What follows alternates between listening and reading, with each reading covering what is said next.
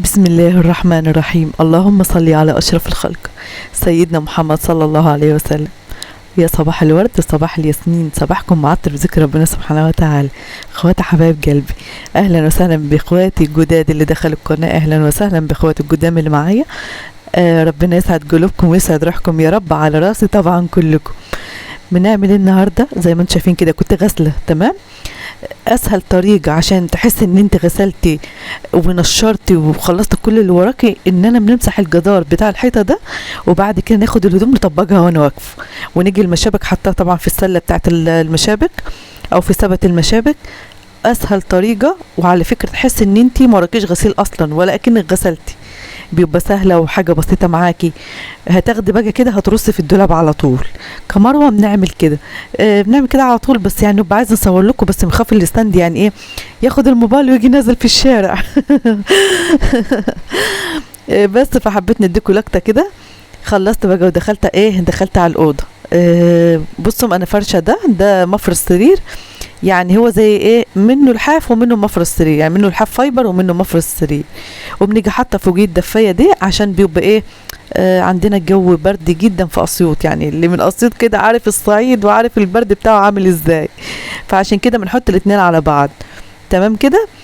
طالما يعني خلاص صحيت، هنعمل بقى كل حاجه في البيت، يعني طالما الصبح بدري اهم حاجه، يعني الصبحيه ده بيبقى كله نشاط. هتنامي هتلاقي نفسك دخلت في الظهر، والظهر بيجيب العصر، والنهار بيعدي بصوا في غمضه عين. فالحمد لله يا رب على كل شيء. فبنصحى بناخدها من بدري كده، ساعتين زمن بتلاقي نفسك مخلصه الشقه كلها وما بيبقاش وراكي حاجه. ففتره الظهر بقى استغليها في مذاكره عيالك، انت حاجه بتعمليها، حاجه بتحبيها. شوفي انت بقى عايزه ايه، شوفي يعني انت عايزه ايه في الحياه، عايزه تبقي تطلعي جيل اللهم بارك يا رب. شوفي عايزه تعملي ايه كده مع نفسك. هنقعد كده اليوم يعدي مني ولا هتستفادي بيه؟ اكيد هتستفادي بيه. فخلي حبه كده لعيالك، طبعا ده اساس عشان المذاكره والامتحانات وكده. شغل بيتك تكوني مخلصاه. شوفي انت بقى في دماغك عايزه تعملي ايه، يعني عايزه نطبق مثلا دولاب عندي، ده انا هنستفاد كده. طب انا عايزه نعمل اوضه عندي سايباها كده مكركبه، هنستفاد برضو. فانت شغلي دماغك، يعني ما تخليش اليوم يعدي منك كده وخلاص. كده كنت خلصت بقى الاوضه، هنخش على الصاله. يبقى كده طبقت الغسيل، خلصت الاوضه، يلا بقى على الصاله. وبعد كده المواعين، بس كل ده ما خدش حاجه، عشان الحاجه طول ما انت بتحبيها وبتعشقيها. عشاقي بيتك عشان تطلعي جيل اللهم بارك يا رب. عشاقي بيتك كده عشان كل حاجه تعملها تبقى سهله في ايديك، ما تبقى صعبه عليك. اليوم ما يعديش منك كده، بالعكس انت فتره الصبحيه دي اول ما تصحي من النوم فتحي عينك كوبايه شاي تحمسي كده، ولا حسب ما بتشربي، وقومي بقى كده بعد عيالك ما يروحوا المدرسه اجلبي بيتك. هياخد منك ساعتين زمن بالظبط. فترة الصبحية دي بتبقى حلوة، يعني اللهم بارك يا رب، بيبقى الجو بيبقى حلو، هتحمسي كده بدل ما تنامي وتكسلي واليوم يتاخد منك ومش هتستفادي بيه بحاجة. لا، شوفي بيتك خليه منور، ارسمي كده حاجة في دماغك لبيتك. بصي بقى، الناس اللي بتقول يا مروة ازاي نجوي علاقتي بعيالي، طب يا مروة ازاي نبقى عندي ثقة في نفسي؟ الثقة في نفسك هي ايه؟ هي ان انت ما تبقيش مضغوطة. عارفه اقفي قدام المرايه، بصي ليكي عينين، ليكي مناخير، ليكي كل حاجه، الحمد لله رب العالمين، مش ناقصك حاجه. قولي الحمد لله يا رب، ادي الثقه لنفسك، شكلك حلو وخلقه ربنا كلها حلوه.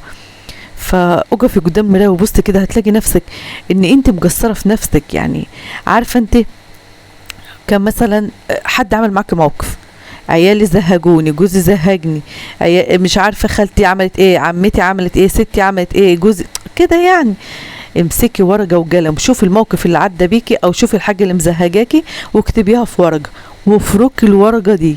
عارفه طلعتي طاقتك السلبيه في الورقه، بدل ما تطلعيها مع جوزك وبيتك، بدل ما تطلعيها مع عيالك وبيتك.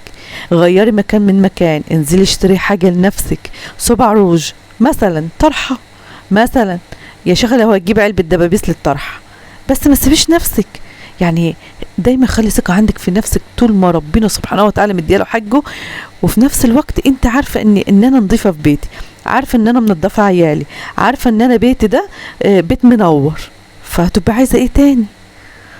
آه كده بقى كنت خلصت الصلاة وولعت بخور عشان يدي راحة حلو. ماشي كده. الريحة الحلوة ديت بتبقى ايه، تخلي كده المكان، اللهم بارك يا رب، القرآن الكريم شغال. يعني بصي اخلاقي جو، او خلي جو في البيت عندك يبقى مريح. كمروة والله انت اخواتي وانا بنكلمكم. يعني بصي خلي عندك جو كده، حاجة مريحة لعينك، حاجة مريحة كده في بيتك، في مكان كده عاملاه للقرآن، في قرآن ما بيسيبش بيتي 24 ساعة. على فكرة والله العظيم كل ده هو يسعد روحك ويسعد قلبك ويخلي عيالك مفرفشين، والخير للبيت حلو، وهتلاقي البيت هيبقى فيه بركة، وفي حاجات حلوة في البيت. فحاول على قد ما تقدر بإيدك انت بعد ربنا سبحانه وتعالى. كده كنت خلصت بقى، طفيت النور كله، جيدا نور الترج. بص ما خدش معايا اي حاجة خالص. هنخش بقى ايه، كنت عايزة نعمل عدس ونغسل المواعين. طالما في الشتاء يعني بيبقى حلو العدس. على فكرة شربة العدس دي في الشتاء بتبقى انتعاش حقيقي بيبقى طعمه حلو كده كنت خلصت بقى الحمد لله رب العالمين. والله كمروة كل شوية كده نعمل لي حاجة بنحبها، كوباية شاي نوقف، نطلع كده ايه نعدل الطرح، نقف في البلكونة شوي، يعني ما بنقفش في حتة واحدة. بصوا كل ده بيدي روحة حلوة، ادي انتعاش لنفسك، انت تستاهلي. وكل حاجة بتعمليها في بيتك ما تزاجيش ده في ميزان حسناتك. طب خد الثواب كله، ده انت اللهم بارك يا رب، خدي ثوابك كله، بتعملي لقمة لعيالك ياكلوها، حاجة زي كده مثلا، ده كله ثواب ليكي. بصوا بقى العدس بنعمله ازاي، طريقتي فيه قطعت بصل طماطم جرنين، بصل طماطم توم ورقتين لورا. تمام كده. هنسيبه بقى لحد ما ايه، هنسيبه بقى لحد كده ما يغلي.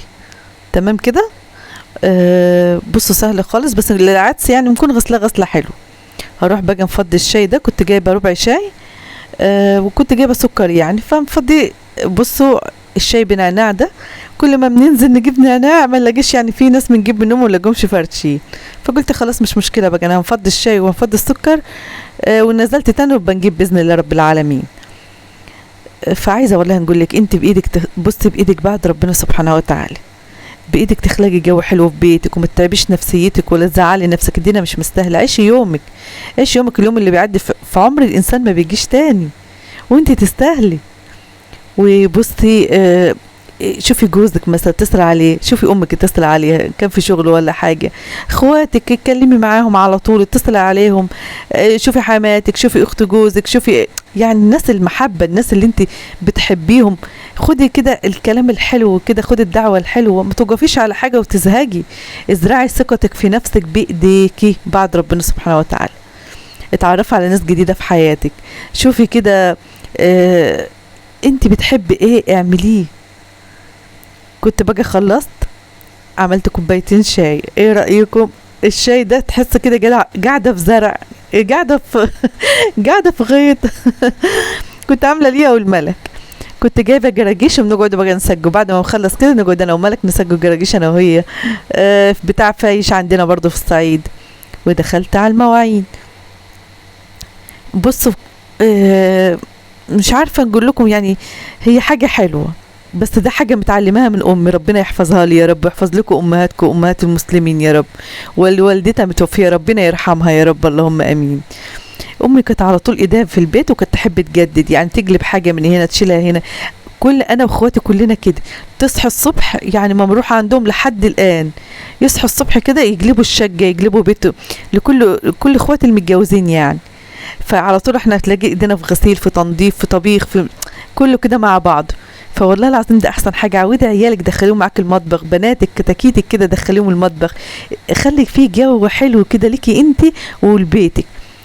فده كله بيفرق في النفسيه على فكره. بصي بالليل كده بعد ما مثلا عيالك يناموا، خشي كده اكتبي بورقه وقلم، انا بكره ان شاء الله يا رب هنعمل كذا. استعيني بالله الاول، شوفوا دولابك، امسكيه طبقي هدومك كده بطريقه حلوه، برفنيها، دولاب جوزك كده بطريقه حلوه برفنيهم، ادلبة عيالك برضو. ما تسيبيش نفسك للزهق، اهم حاجه بس ده كل مقصد كلامي، ما تسيبيش نفسك للزهق والملل، واليوم عدى ما عملتش فيه حاجه وي. لا، ظبطي يومك عشان تظبطي صلاتك، تظبطي حياتك، ما هي الصلاه من صلاح الحال. ف بصوا حتى ماسكه كوبايه الشاي معقوله دي يعني ممكن نعمله مش على طول يعني تكرار، لا بس ممكن مرتين ثلاثة في اليوم كده. ساعات بنبدل بكاكاو، كاكاو بلبن، ساعات عايزة نجيب سحلب برضو، عايزة لما ننزل نجيب حلبة مطحونة. فالحمد لله رب العالمين، عدى اليوم عليك بستر وبصحة وبسلامة، وانت مبسوطة وفي احسن حال، قول الحمد لله يا رب. حتى لو في كروب ربنا بيحلها، والله العظيم ربنا غفور رحيم، وارحم من البني ادم، ارحم من الام والاب عليكي.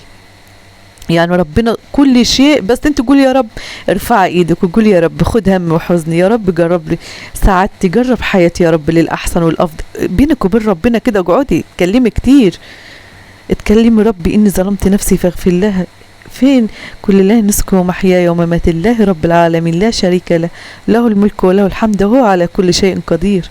ربنا على كل شيء قدير. انت قولي يا ربي بس، ارمي حمولك على ربنا، وارمي اللي في قلبك في دماغك في كل شيء فيك وجعك، ارمي على ربنا. هو ربنا بيغير كل شيء في ثانية، والله العظيم حاجات ياما في حياتي اتغيرت بفضلك يا رب علي.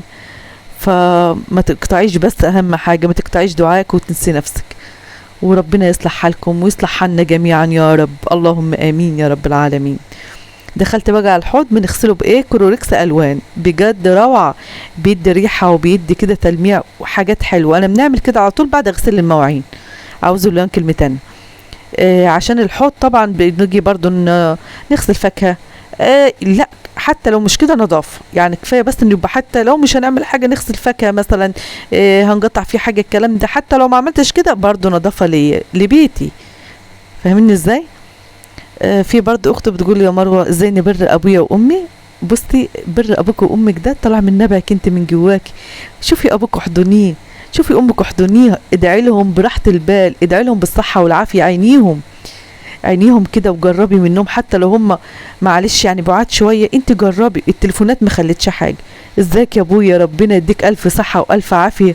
امك رخره، ادعي لها الدعوه الحلوه كده، ربنا يخليكي ليا يا امي ويطرح فيك البركه، يا رب كده يجعلك في صحتك وفي عمرك كله سلامه. انت بقى انت بطريقتك، انت دعوتك الحلوه لابوك ولامك. جوزك برضو شاركيه. يا جوزي يا حبيبي شغلك واخده، لا تعالى اتصل بامي وابويا، تعالى نتصل بامك وابوك، تعالى نتصل باخواتك، تعالى نتصل باخواتي. فكل ده كله ده من انواع البر، كل ده حاجات حلوه، بس انت جربي بس، وهتلاقي حاجات حلوه جميله في حياتك.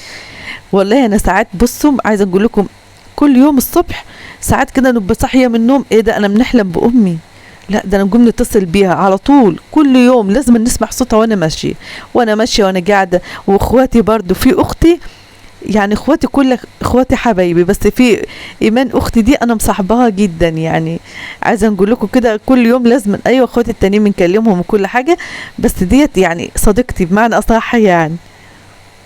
كده الحمد لله خلصت اهوت، وعملت برضو الحوض اهوت، وده الاستيكر اللي كنت حاطاه عليه. يلا نخش بقى العدس. ايه بص بقى، تصلي على النبي عليه افضل الصلاه والسلام. العدس ده هنمسكه بقى في الخلاط، مش هنصفي، لا هنضربه في الخلاط. تمام.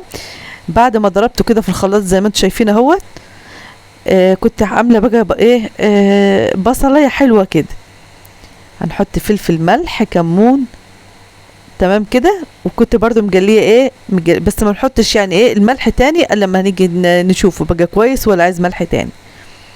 والبصلايه دي كنت عاملاها بسمنه، مش عاملاها بزيت عشان الزيت ما يبقاش ايه، يعني الطعم بتاعه مش هيبقى جامد يعني. فلقيته كده حلو الحمد لله. هنجي بقى حط عليه البصل ونسيبه لما يغلي غلوته، وبعد كده نجي مقطعه برضو بصل تاني. بجد احلى اكله تاكليها في الشتاء، بيبقى طعمه حلو، اكله بسيطه وعلى قد الايد، مش هيبقى مثلا فراخ على طول او كده، لا لازم تنويع في الاكل برضو. هنسيبه بقى لما يغلي. وده كانت اكلتي النهارده، وده كان روتين النهارده. عايزه اللايكات بتاعتكم الحلوه، ربنا يسعد قلوبكم يا رب. عايزه دعمكم ليا، ربنا يخليكم ليا يا رب، ما احرمش منكم ابدا يا رب، اللهم امين. نزلت بقى رحت عند خالتي، كانت ثانويه حمايه، وكانت سلفتي هناك واخوات جوزي، يعني ربنا يبارك لهم في اولادهم يا رب. من ساعه ما دخلت البيت ومن ساعه ما اتجوزت عندهم هم كلك كويسين، كلك بيحترموا بعض، وكلك يعني بسم الله ما شاء الله، اللهم بارك يا رب، يعني في ألفة بينهم، في رحمه بينهم. كانت هنا بقى خالتي عامله لنا اكل اهوت، وكانت دي سلفتي كانت بتساعدها ام يارا. وده كان فيديو النهارده، نتمنى الفيديو يكون عجبكم. عايزه لايكاتكم الحلوه دي وعايزه دعمكم ليا، ربنا يسعد قلوبكم ويسعد روحكم يا رب، اللهم امين. يلا كده بقى لكل اخت بتقول ادعي لي، ربنا يجعلها في ميزان حسناتكم يا رب، اللهم امين يا رب العالمين. في ام كاكو، ربنا يخلي لها ابنها يا رب، يحفظه لها ويخلي لها اولادها محمد وزياد ويبارك لها فيهم يا رب، اللهم امين يا رب العالمين. في ام الحبيب عبد السلام ومريم، ربنا يسعد روحها ويبارك لها في اولادها يا رب، اللهم امين. في دينا من مصر، ربنا يسعدك ويهنيك يا دينا ويرزقك بابن الحلال يا رب. في فلة من الجزائر برضو، ربنا يسعدها ويرزقها بابن الحلال يا رب، اللي يهنيها ويريح بالها هي ودينا وكل اللي زيكم، اللهم امين يا رب العالمين. في سارة من الجزائر، ربنا يهنيك يا سارة ويسعدك ويرزقك الرزق الواسع يا رب، اللهم امين، انت وزوجك واولادك، اللهم امين يا رب. في ام حماده من سوهاج، ربنا يفرحك بحماده وباخواته يا رب، اللهم امين. في ام علي من الجزائر، ربنا يبارك لك في اولادك يا رب ويهنيك ويسعدك يا ام علي ويرزقك يا رب الرزق الواسع المبارك، اللهم امين يا رب العالمين. في نوسة من العراق، ربنا يبارك لك في اولادك يا رب ويهنيك ويسعدك، اللهم امين يا رب. في نورة حسن، ربنا يبارك لك في والدتك يا رب ويشفيها لك يا رب ويشفيها يا رب ويشفي كل مريض يا رب، اللهم امين. نورة حسن. في برضو جيجي، ربنا يسعد روحك يا جيجي يا رب، اللهم امين يا رب العالمين. في ام راشد من الامارات، ربنا يفرحك براشد وباخواته يا رب، اللهم امين يا رب العالمين. في ام نضال، ربنا يحفظك ويجعلك مباركه اينما كنتي، اللهم امين يا رب العالمين. في اختي باسم ايميل مرزوق حمزه، بتقولي ادعي لي مره ربنا يهدي لي حماتي ويبارك لي في زوجي وفي اولادي، ربنا يهدي لك حماتك يا رب ويبارك لك في زوجك وفي اولادك ويفرحك باولادك يا رب ويهنيك ويسعدك ويهدي لك قلب حماتك يا رب، اللهم امين. في فتحية من الجزائر، بتقول يا مروة ادعي لي بالذرية الصالحة، ربنا يديك الذرية الصالحة الفالحة يا رب انت وكل مشتاق، اللهم امين يا رب العالمين. في ام احمد من السعودية، ربنا يشفي لك ابنك يا رب ويبارك لك في جوزك وفي اولادك، اللهم امين يا رب. في اختي من العراق، ربنا يسعد روحك يا رب، اللهم امين. في ام حسين من العراق، ربنا يبارك لك في اولادك يا ام حسين ويفرحك بفرحهم ويهنيك ويسعدك يا رب، اللهم امين. ام عمار من سوريا، ربنا يبارك لك في اولادك يا رب، اللهم امين يا رب العالمين. ام عمار من سوريا، ويديك يا رب الرزق الواسع المبارك يا رب، اللهم امين يا رب العالمين. في اختي برضه بتكتب لي ادعيه حلوه، ربنا يجعلها في ميزان حسناتك يا رب، اللهم امين. ام هنا من مصر، ربنا يبارك لك في هنا يا رب، اللهم امين يا رب العالمين. الدكتوره الجميله، ربنا يسعد روحك يا رب. هند حسن، وربنا يسعدك يا رب يا هند يا رب، اللهم امين يا رب. في اختي بتقول لي يا مروه ادعي لي بصلاح الحال، ربنا يصلح حالك يا رب ويرزقك بكل تتمنيه يا رب، اللهم امين. ام شاهد، ربنا يسعد قلبك ويسعد روحك ويفرحك بشاهد وباخواتها يا رب ويشفيك لاولادك يا رب، اللهم امين. ام شاهد من مصر. وده كان فيديو النهارده، ربنا يسعد روحكم ويسعد قلوبكم يا رب، نسيبكم في رعايه الله، السلام عليكم.